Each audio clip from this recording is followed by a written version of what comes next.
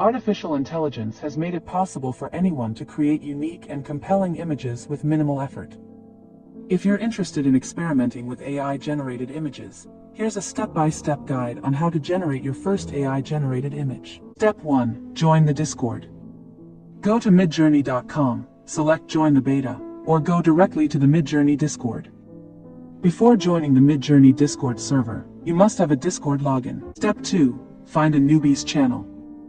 You can generate images with the Midjourney bot on any server that has invited the bot. Look for instructions on your server on where to use the bot. Step 3. Learn basic command. Interact with the Midjourney bot on Discord using a command. Commands are used to create images, change default settings, monitor user info, and perform other helpful tasks. Step 4. Run your first command. Step 5. Reroll if needed. Click Reroll button to rerun a job. In this case, it would rerun the original prompt, producing a new grid of images. Step 6. Make variations. Click V button to create a variation of the upscaled image and generates a new grid of 4 options. Choose the best variation for you. Step 7. Upscale image.